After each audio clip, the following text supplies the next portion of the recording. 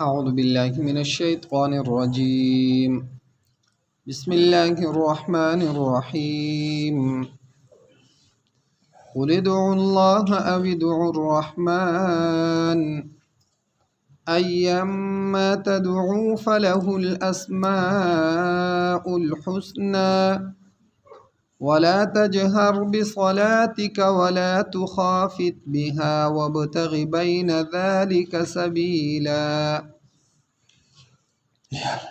وقل الحمد لله الذي لم يتخذ ولدا ولم يكن له شريك في الملك ولم يكن له ولي من الذل وكبره تكبيرا.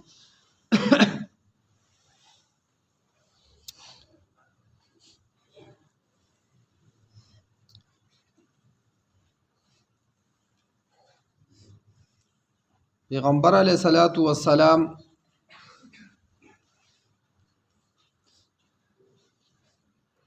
د الله پاک د وحدانیت بیان کو. نو خلق را بلل چې تاسو د الله پاک بندگی کوئ،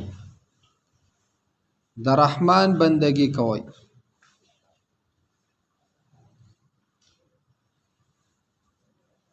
نو منکرینو اعتراضونه شروع چې وګوره موږ ته خو وایي چې د یو الله پاک بندگی کوئ، د الله پاک سره څوک شریک مه جوړوئ، او په خپل باندې کله د الله پاک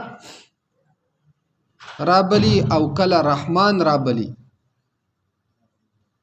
نو د دو د پاره هر څه صحیح دي او زمونږ د پاره که موږ بل څوک رابلو نو زمونږ د پاره صحیح نه دي. نو الله پاک فرمایل ادعوا الله او ادعوا الرحمن، بلنه کوي د الله پاک یا بلنه کوي د رحمان. ايما تدعو، هر یو لره چې تاسو را بلی، فلهو پس هغه لره اسماء الحسنى نومونه ښایسته دي. یعنی په دې نومونو کې چې تاسو الله پاک په کم نوم سره را بلی نو دا ټول د الله پاک ښایسته نومونه دي. یو د الله پاک اسم ذات ده او نور د دین علاوه د الله پاک صفتی نومونه دي چې مشهور نومونه دا 99. نور د دین علاوه د الله پاک اسماء حسنا د دین هم ډیر زیات سیوا دي. چا 15,000 لیکلي دي، چا 6,000 لیکلي دي. مشهور نومونه 99. او په حدیث شریف کې دي چې چا دا نومونه یاد کړو او په دې باندې عمل وکړو نو رده د پاره جنت لازم شو.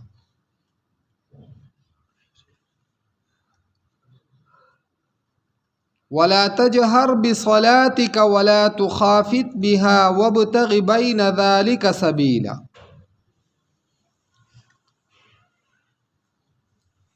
بخاری شریف کی روایت ہے کہ جناب نبی کریم صلی اللہ علیہ وسلم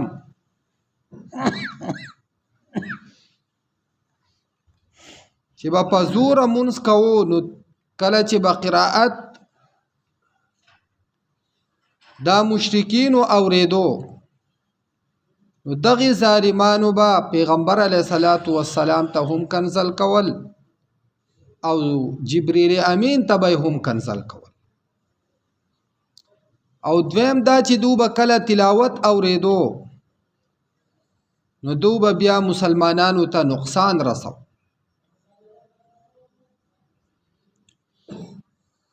نو الله پاک حکم راولېګو ولا تجهر بصلاتک، ډیر په زور باندې منځ مکوه، جهر په مانځه کې مکوه چې بهر ته आवाज وزي او مخالفین دغه आवाज واوري. نو پیغمبر علیه الصلاۃ والسلام به بیا ډیر زیات په قلاره منځ کوي چې مقتدیانو به هم اکثر ناوري کم چې بلګ لري. نو الله پاک حکم راولېږو ولا تخافت بها، او نه ډېر پټوالی کوه په دې سره، یعنی دومره تلاوت کوه چې مقتدیان اوري. څومره مقتدیان چې دي چې دو ته آواز رسي. وابتغ بین ذلک سبیلا، ولټوه په مین د دې کې لار، یعنی نه ډېر زیات تیزوالی کوه چې مخالفینو ته آواز ورسي، او نه دومره پټوالی کوه چې خپل مقتدیان هم آواز وانوري، بلکې ردی په مینس کې لار تالاش کا چې خپل مقتدیان آواز واوري او بهر ته آواز ونوزي.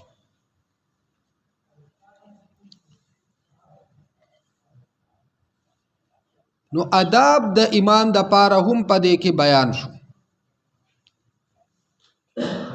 چې کده د سره 15 کسان 10 کسان ولاړی، نو ردر پاره هم سپیکر لګول او د دې شزونو ضرورت نشته چې ټول محلې ته आवाज ورسي، او که جمع غټي نو رده د پاره بیا دومره رو आवाज نه لري پکار چې خپل مقتدیانو ته आवाज ونه رسي.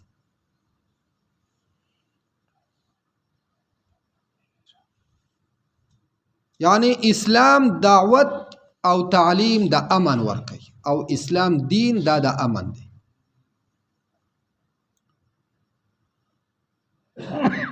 تفسیری مظهری والا لیکلی دی چې کپا یو جماعت کې منځ چا کو، که یو کس منځ کو نو هم په زور تلاوت دا جایز نه دی چې رده په مانځه کې خلل پیدا نشي.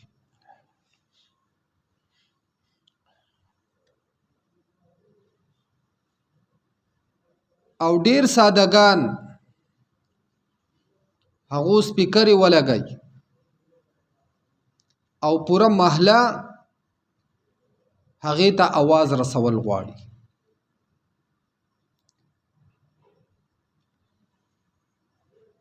نو کداغه تلاوت ته سو غوږ نګدي نو هم دغه کسان ګناګاریږي. او دویم دا چې دومره تیز आवाज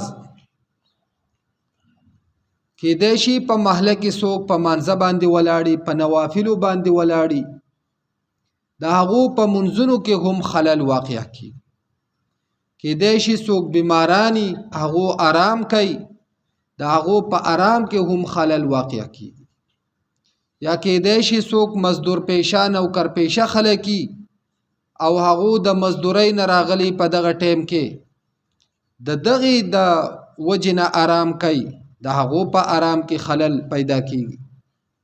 نو دا ټول د اصولو نه خلاف دي. تعلیم ورکړی شو چې دومره په زورواله هم مکوه چې بهر مخالفینو ته آواز ورسی، او دومره پټواله هم مکوه چې خپل مقتدیان وانوري، بلکې ردی په منځ کې لار تلاش کا چې هغه دا د چې څومره کسان تا ته راغونډ شوي دي، څومره کسان ستا سره په جماعت کې شریک دي چې دو ته ستا آواز ورسي. کم کسان تا ته په غور کینی هغو ته خپل آواز ورسه. نو که ته په سپیکر کې خامخا دا ګنټه 2 ګنټې بیانونه کې، یا د تراو په موقع باندې ته په سپیکر کې ختم شروع کې، نو د 10-11 بجو پورې خلک خاموش نشي پاتې کېدی، خامخا به خبرې کوي. که قرآن مجید ته غوږ نږدي نو هم ګناهګاریږي، او که هغو خبرې کوي دی ته غوږ نږدي نو هغه هم ګناهګار دی، خو ته هم ګناهګار، ځکه تا هم په اصول باندې عمل نه دی کړی، او ستا د وجې نه بل کس هغه ګناهګاریږي. نو ردی ټولو اصولو او د آدابو خیال د اسلام ساتلی دی. په هر صورت کې اسلام تعلیم دا ورکړی دی چې ستاسو نه چاته تکلیف ونه رسی. په جماعت کې د راتلو هم آداب دي. ټیک ته چې سلام دا کول سنت دي او جواب ورکول د دې واجب دی. خو چې جمعات ته ترازی نو داسې د جاهلانو او د نواقف خلکو په شانتي سلام کول چې په ټول جمعات کې کړنګاره شروع شي چې تخپل حاضری ورکې خلکو ته چې زه هم جمعات ته راغلم دا مناسب نه که خلک په مانځه کې مشغولی په کار ده چې ته غلی کښېنې یا په تلاوت کې مشغولی او کنه خامخا ستا زړه دا غواړي چې زه سلام وکم نو هغې طرف ته لاړ شه چې په کم طرف کې څوک تلاوت هم نه کوي او په مانځه باندې هم نه او د هغه خواته کښېنې دومره اواز باندې سلام ووایه چې ستا دغه خواته کسې واوري او تاله جواب په قلاره درکړي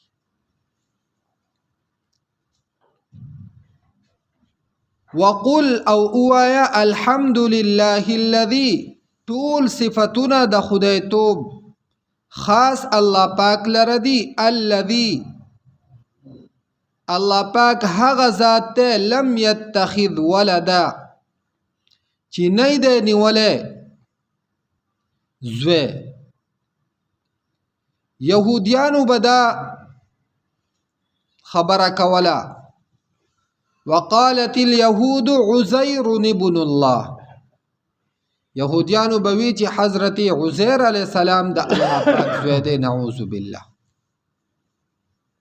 وقالت النصارى مسيح ابن الله نصارى بوي حضرت عیسی علیہ السلام نعوذ بالله د الله پاک زوی دی نو الله پاک په دغه ټولو باندې رد وکړو ولم يكن له شريك في الملك او نشته د الله پاک سره څوک شریک په بادشاہي کې مشرکین با فرشتو ته نسبت کو ويجعلون لله البنات چې فرشتي نعوذ بالله د الله پاک لوریان دي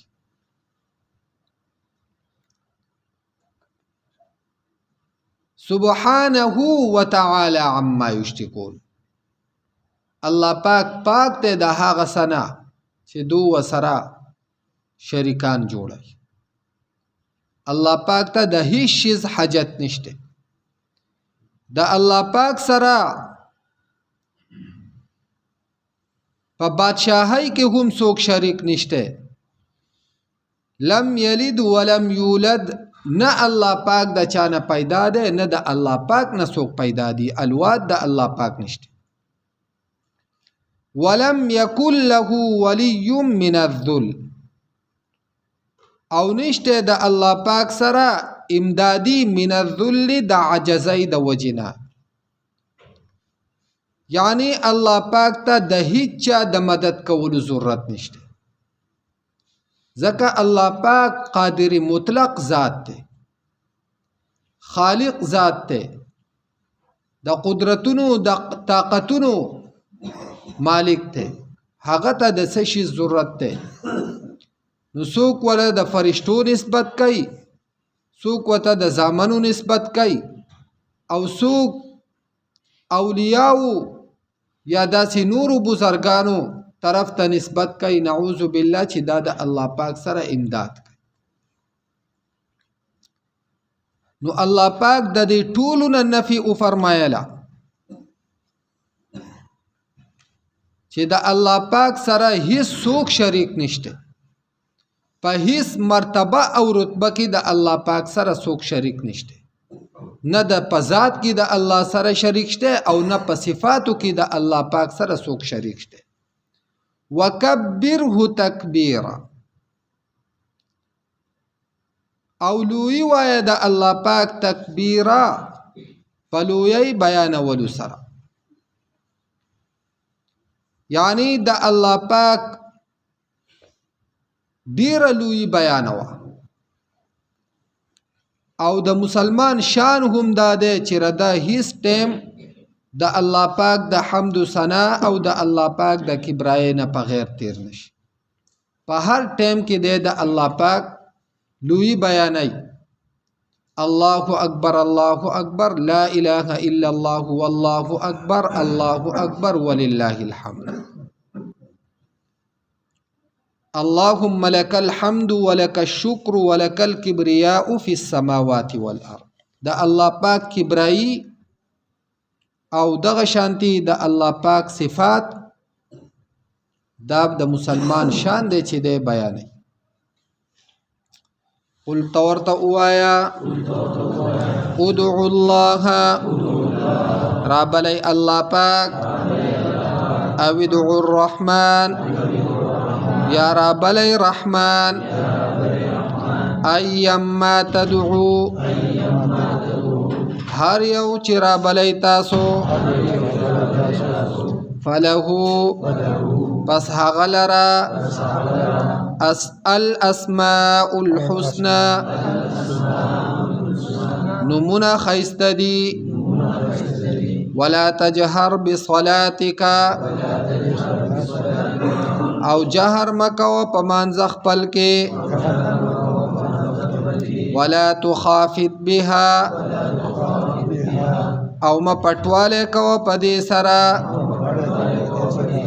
وابتغ بین ذلك اول ټو پمند دې کې سبیلا لار.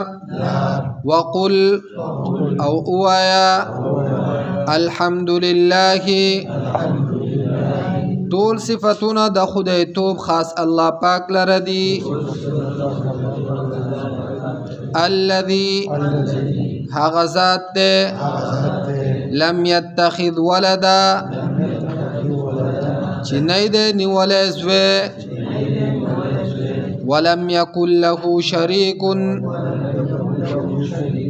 او نشته د هغه سره شریک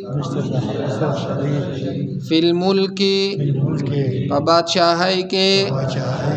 ولم يكن له ولی